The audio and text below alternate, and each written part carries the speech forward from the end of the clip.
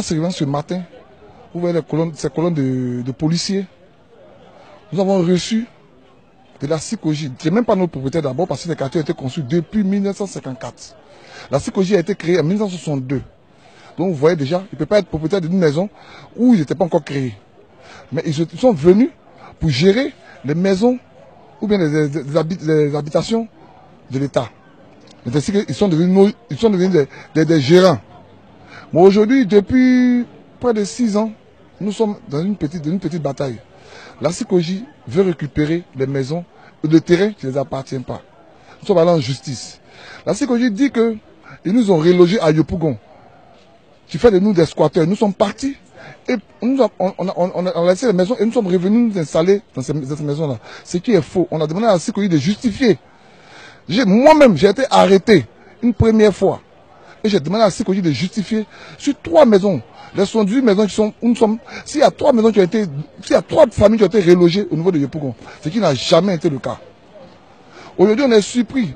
Un plein 6 heures, une colonne de policiers vient s'abattre sur nous. Nous demande de vider les lieux. Pour le moment, on vide les lieux. En vidant les lieux, on amène un caterpillar pour démolir les maisons. 78 maisons réparties en points de famille. Nous sommes au moins, on a fait de 500 personnes. Les enfants sont de l'autre côté. L'école est de l'autre côté. Le Cocody Danga est de l'autre côté. Où les enfants doivent passer les examens de 10. Où on va, nous ne savons pas.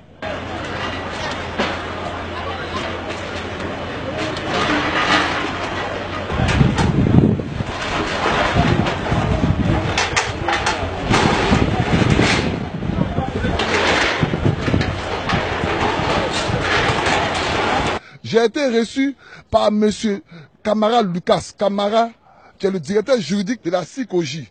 Il m'a reçu en tant que président. Il m'a dit que la loi vous donne 3 mois, partant du 16 mai au 16 juillet, pour que vous puissiez quitter le quartier. On dit OK. Pour le moment, on va chercher. Parce que le domaine de location, aujourd'hui, nous savons que c'est un problème. Mais regardez vous-même. Nous sommes aujourd'hui quand? Nous sommes aujourd'hui le 8 mai. Nous ne sommes même pas dans le mois de juin. Surprise, ce matin, vous voyez, vous-même, vous constatez, tout le monde, hein, surprise comme surprise. On se réveille le matin, une colonne de policiers. On nous dit de ramasser nos bagages. On ne peut pas comprendre ça. Nous sommes dans un pays de droit, nous ne sommes pas dans un pays de droit.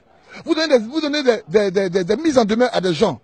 Et ces gens sont en train de faire mains et pieds pour trouver des maisons. Vous construisez des maisons pour des familles pauvres. Mais nous sommes des familles pauvres. On va se reloger quelque part, vous donnez 3 mois.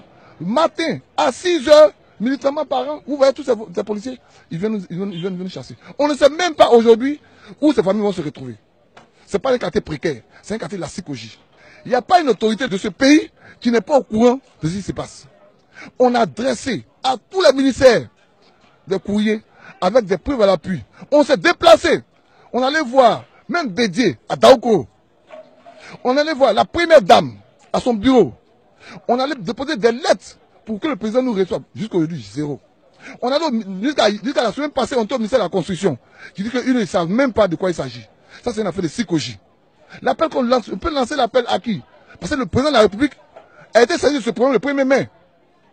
Lors d'un discours d'un secrétaire général de choses, il a dit que la SICOJ a un problème avec les habitants, avec les fonctionnaires à Cocody. Donc il a lancé l'appel en disant au président de se renseigner et de voir. Aujourd'hui, le président me dit qu'il n'est pas au courant. Parce qu'on a laissé à son cabinet, nous avons déposé un courrier. Aux premières dames, nous avons déposé un courrier. À tous nos on a déposé un courrier. S'il n'est pas au courant, je le dis, parce que je sais que dans sa politique, il nous a dit un habitant, une maison. Aujourd'hui, ses pères de famille sont dehors. C'est à lui va venir la solution. C'est lui qui doit trouver la solution de ce problème. Nous sommes dehors parce que nous avons fait tout ce qu'on pouvait. Tout ce qu'on pouvait. Pour respecter. C'est la preuve que quand ils sont venus ce matin, aucun n'a haussé le ton. Parce que nous savons que le pays est gouverné et le pays a des lois.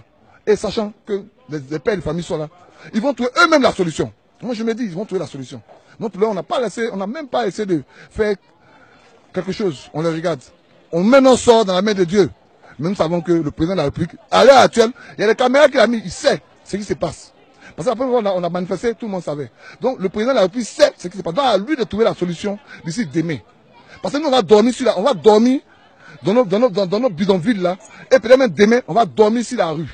On n'a pas de maison.